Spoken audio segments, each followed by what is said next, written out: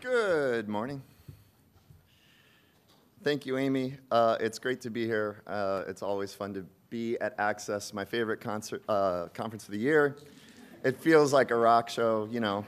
Maybe not. Maybe we don't have Neil Peart, but maybe some of you can recreate his drum solo for last night. I have, I guess, 10 minutes, so I'm going to speak quickly, and if I finish early, great. I'm speaking about a hacky piece of software I've been putting together in a program my colleague Laura Rubel, who is sitting over here, and I are trying to install at the GW libraries in Washington, D.C. to help our community, faculty, researchers, students, collect data from social feeds. I'm going to focus on Twitter because that's where we started. It's a really hot topic, but we hope to expand that. The first question you need to ask, if you don't already know this, is how do researchers study social media? Well, there are certainly computer scientists who grab millions of things, much like what I'm doing here, and hack on it and do stuff and buy big chunks of it. But if you're not someone who can hack, basically you do it by hand. I've heard this story from a few different faculty members we've spoken with. They subscribe to feeds in Google Reader. They assign their students copy and paste tasks to get things into Excel. And once they're in Excel, then they can export them over to SPSS or whatever statistical tool of choice they know in their discipline. It works, but it's very painstaking, and they will take whatever help they can get in collecting it, pulling the data together, and making it something available to us. So we are trying to give them some help. It's a lot of work the way they're doing it now to get not so much data, particularly for people who are more on the humanities side. When you're only getting a few thousand tweets, if you're actually assigning students copy and paste tasks, from where we sit in the library, it feels like we're sort of missing out on an opportunity to save the time of the reader, right? So obviously, if you've been keeping an eye on this, the research opportunities are endless. There are big grants being given out to study patterns of usage. Papers are being written in almost every discipline that is taught on our university campuses, how data is flowing, how communication is changing, et cetera, et cetera. On top of that, as a librarian, I can't help but think that our collection development opportunities are endless. And that's an undercurrent here that I'm not going to spend a lot of time thinking about, but would be happy to talk about with you later. I think we should be collecting this stuff, period. But in the meantime, because copy and paste to Excel doesn't really scale, just ask the students how they felt about that, or just look up the Rate My Teacher score for that class. What options do we have to get data for people on their behalf? Well, we're pretty good at licensing e-resources, right? Laura is e-resources coordinator. This is her full-time job. And we have entered into conversations with 2 of the 3 Twitter-approved data purveyors. They're called DataSift, GNIP, and Topsy. Their products are slightly different from each other. All of them have some measure of historical data. GNIP is probably the best place to go to get access to the full live fire hose. Topsy has a nice API. DataSift has a nice sort of pay-as-you-go service, so they're a little bit differentiated, and we've had talks with 2 of them. What we've learned so far about getting access to their products are they're quite friendly. They like the idea of us getting data to our community and people doing research and spreading the word that they have good products on offer. They're not cheap. And in a lot of cases, what they offer is quite a lot more than what we actually need to provide people. They're also quite expensive.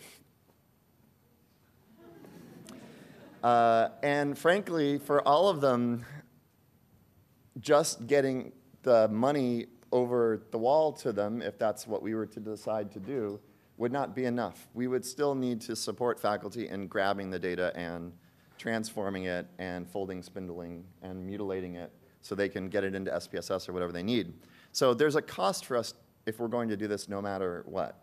And the nice thing, when you look at what researchers are asking for, Specifically, they want to track users and keywords. They want to look at historic time periods, intervals.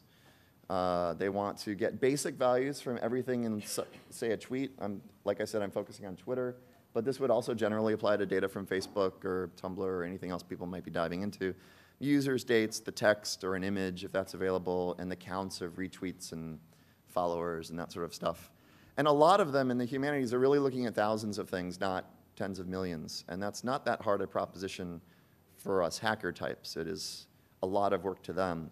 And ultimately, like I said, they really want delimited files to import, and we can do a lot of this. Not all of it, but we can do all of it. Sorry, we can do a lot of it using free services that Twitter provides, even with their changing terms. That's a whole nother conversation.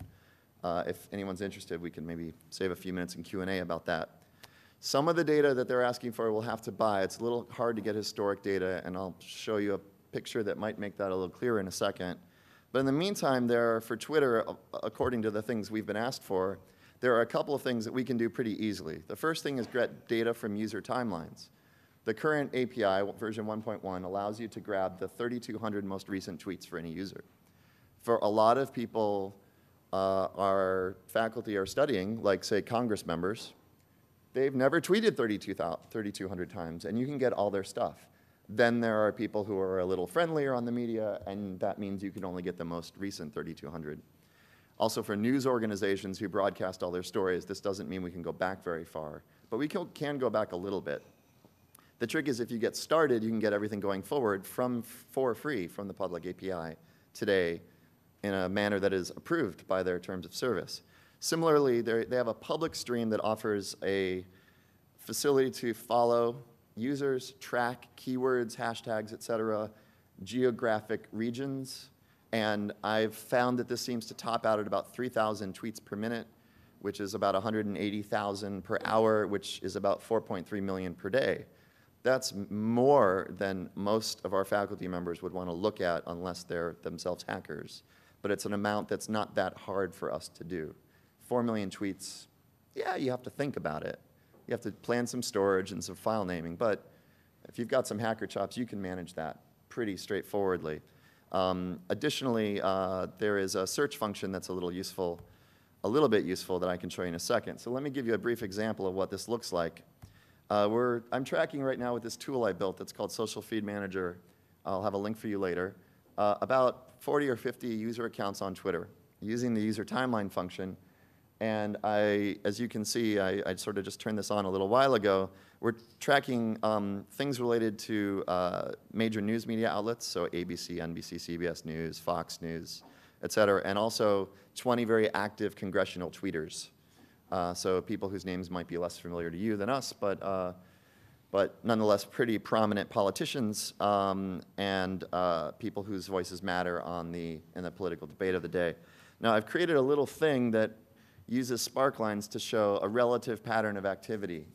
So each little squiggle going across, I know you probably can't see it in fine-grained detail, but that's kind of the point. This gives you an overview from January 1st of 2012, how many times each of these users tweets relative to their busiest days and their least busy days. So the local minima and maxima are all relative to one sparkline. The scale is not consistent, but the temporal scale is the same. So if you just quickly scan this, you can see for several of the media outlets, they have sort of a weekly hump pattern, so they get a little quiet on the weekends.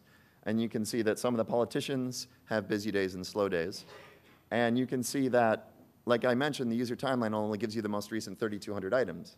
So the news outlets have tens of thousands of items because they're always tweeting their stories. And with 3,200, we can only get the most recent 3,200. But that's actually enough to help people cover, say, the current election process. It doesn't go all the way back to some of the GOP debates that were early in the spring for some of them, but it's a pretty good start. And this is all available for free. And when you dig into a certain user, you can see the most recent items. Basically, it's everything that's in the tweet. The stream gives you the data you want. It's the same data they use to serve the Twitter experience that they're so carefully managing the UI on.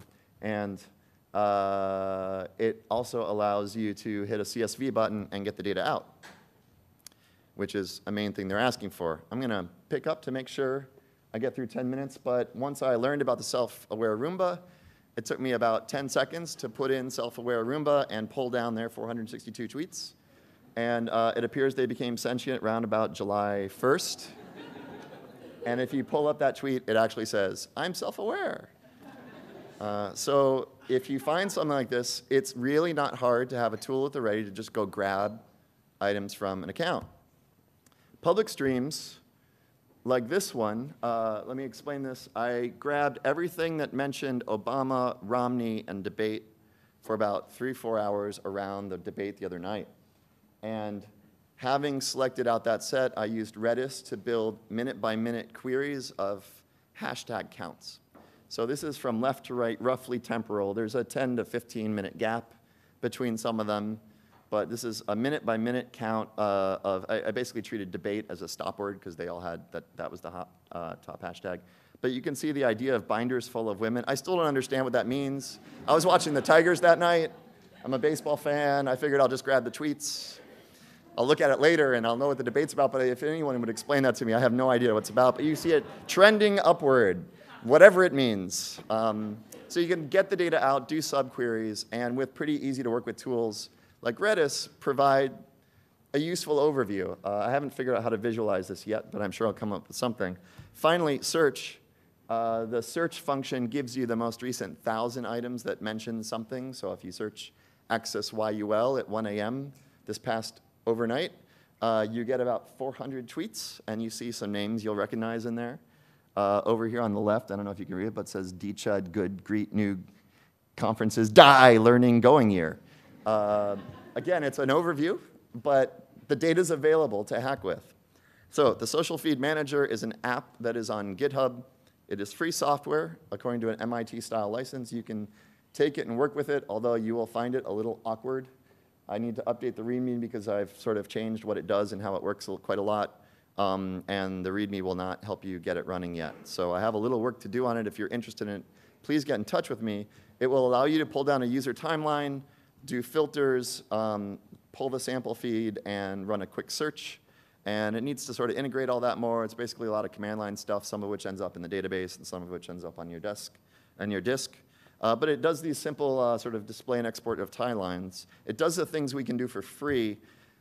It leaves out older data for busy users and historic events and keywords over time, and these are important people. And if you want that, you're going to have to pay. There's no, unless you've already been doing this, you're going to need to pay, and it's not cheap. Those resellers pay a hefty license fee to Twitter. They can bring themselves down to grab a very low margin off us academic types who don't have a lot of money, but they don't want to lose money. But if we start collecting today, we'll be building our own archives, and we can build from there. So that's a link to the code. I mentioned my colleague Laura Rubel is over here. She is LibLaura on Twitter. I'm DCHUD. We're easy to find. We'll be here all week. Thank you.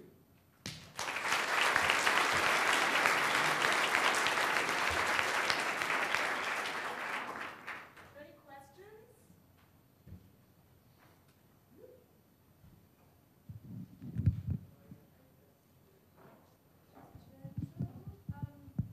LC had announced a couple of years ago. Library of Congress announced they were going to archive Twitter feeds about 2 years ago. I don't hear anything about it. Has it collapsed? You must have friends there. I was actually working at have LC, and some I was the APIs. technical project manager on that. So I know a bit about it, but I don't work at LC anymore. It doesn't have anything to do with that project specifically. But as of the last conversation I had with my friends there, they do have the historic archive. They are continuing to get hour-by-hour sets of all the public tweets off the fire hose. From my understanding, even though this was announced indeed in April 2010, 2.5 years ago, they still do not have the resources they require to make it available, period. I hope they'll get them. In the meantime, we have faculty who need this stuff, and I think we can provide a useful service to them. So that's part of the reason I started this project at my new job. We have time for one more question. All right. Thank you, Dan. Thank you.